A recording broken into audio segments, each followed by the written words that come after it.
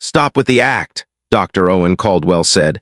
"You're not dying. You people always exaggerate pain." The fetal monitor shrieked in the hallway bay at St. Brigid Medical Center in Cleveland. Then Caldwell pressed a button and the sound vanished. Talia Mercer jerked on the bed, 8 months pregnant, sweat shining on her face. Her fingers slipped on the rail. "I can't feel my baby," she whispered. Her husband, Darius Mercer, stood behind the doctor, silent and rigid, watching every move. Nurse Carla Alvarez glanced at the portable monitor. "Blood pressure is 160/95, she said. "Rising." Darius kept his voice even. "My wife needs a room," he said. "Now." Caldwell didn't hurry. He looked at the chart like it was a formality. "First pregnancy nerves," he said. "It's common." Talia shook her head, tears forming. "This isn't normal," she said. "It feels like something is tearing." Caldwell's smile stayed polite, his eyes flat. "Anxiety can feel dramatic," he replied, "especially in certain communities." Alvarez tried to step in. "Doctor, imaging would be—" "We're not tying up a room," Caldwell cut her off. "Observation is fine." They parked Talia in the hallway under flickering lights. A curtain hung as a thin excuse for privacy. Talia gripped Darius's hand as another wave hit. "Baby," she gasped, "something's wrong." Darius rubbed her knuckles with his thumb and watched the numbers climb. Caldwell passed by again. "We'll reassess in an hour," he said. "Try to stay calm." "An hour?" Darius asked, careful. "She's getting worse by the minute." Caldwell turned, irritation replacing charm. "Don't make a scene," he said. A security guard near the nurse's station shifted closer. Darius noticed and stayed still. Talia's voice dropped to a whisper. "I can't feel her moving." The fetal monitor spiked. The alarm started again, faster, louder. No one ran. Caldwell silenced it like a nuisance.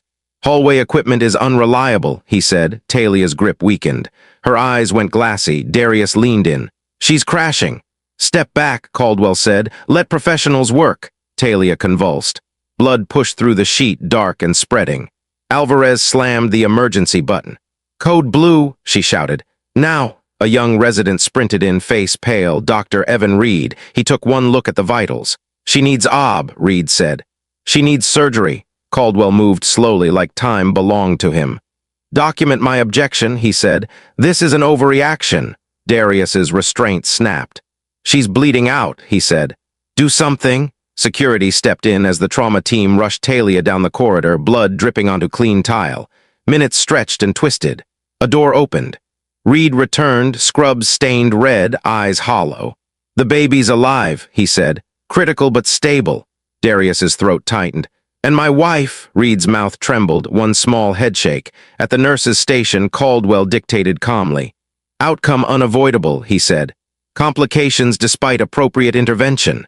Darius surged forward, a raw sound rising in his chest, but security pinned him to the wall. "Calm down," a guard warned. "My wife is dead," Darius said. "He let her die." Linda Parkhurst, the night administrator, appeared with a fixed smile. "Escort him out," she said. "We can't have disruption." They dragged Darius toward the stairwell. He stopped fighting. Grief settled into something colder. He opened a black credential case. "Gold badge, 3 letters. Special Agent Darius Mercer," he said. "Federal Bureau of Investigation." Caldwell froze halfway up the stairs. "I followed protocol," he stammered. Darius climbed one step, deliberate. "Who shut off the alarms?" he asked. Caldwell swallowed. "I acted within guidelines." "Answer," Darius said, quiet and sharp. "Who decided my wife's pain didn't matter?" Parkhurst slid between them, heels clicking on concrete. "Agent Mercer," she said, "this is not the time or place." "There's never a right time," Darius replied, "for a dead mother in your hallway." Parkhurst's smile didn't move. "We can schedule patient advocacy," she said, meaning settlement, silence, paperwork. Darius stared at Caldwell. "How many?" he asked. "How many unavoidable deaths?" Caldwell looked away. An hour later, Darius's phone rang. Deputy Director Rachel Kane's voice carried sympathy and steel. "I'm sorry," she said, "but you can't investigate this. Conflict of interest." "They altered records," Darius said. "They silenced alarms."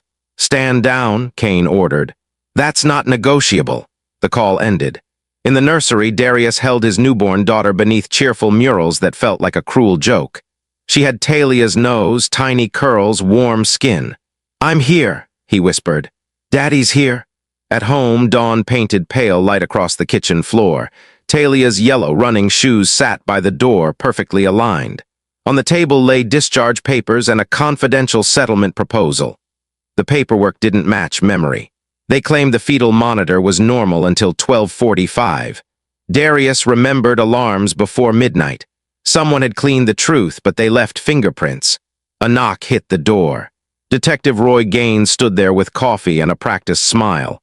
Heard there was excitement, Gaines said. Caldwell's got a 30-year record. These things happen. Take the settlement, he added. Go be a father. Darius held the doorframe like it was the only solid thing left. You tell that to every family? He asked. Gaines' smile tightened. Accusations cause problems, he said. For everyone. After Gaines left, Darius turned his dining room wall into a map. A text came from Nurse Alvarez. Monitor override is two-step, it read. Can't be accidental. Then an email, 2 case files, 2 black mothers. Same doctor, same delays, same hallway, same ending. Darius wrote one word at the top of the wall, intent. He met Assistant U.S. Attorney Lena Navarro at a diner off Eminis 90. We do this clean, Navarro said. No shortcuts. Darius slid the access logs across. Edits made an hour after she died, he said. Who does that? Navarro's jaw set. That's a cover-up, she said. That night, someone tried to torch Talia's car. Darius stopped it, but Detective Gaines arrived fast, brushed it off, and left a warning. Darius installed cameras that night and slept on the nursery floor, listening to his daughter breathe. Navarro fought for what she could get. 48 hours of limited surveillance. They ran a decoy. Simone Grant, pregnant and wired, walked into St. Brigid and said the words that haunted Darius. The pain is ripping, she said. My vision's blurry. Caldwell's voice slid in, smooth and dismissive. Anxiety, he said. Stress. Reed pushed back, steadier now. Her BP meets criteria for immediate evaluation, Reed said. Caldwell snapped. We can't waste resources every time someone gets emotional. Simone stayed calm. Please, she said, just test me. Caldwell sighed, loud enough for the microphone. Fine, he said. Document my objection. Some people need to learn they can't demand special treatment. Navarro stopped writing. That's confession, she said. Before dawn, federal teams moved. No sirens, no speeches, only warrants and quiet footsteps. Servers were seized before wipe programs could finish. Billing offices were raided. Shell transfers were exposed. Parkhurst was arrested in her office, reaching for sealed files. Detective Gaines was taken outside his precinct, smile gone. Inside St. Brigid, Caldwell did rounds like nothing could touch him. Then the door opened. Dr. Owen Caldwell, an agent said, you are under arrest.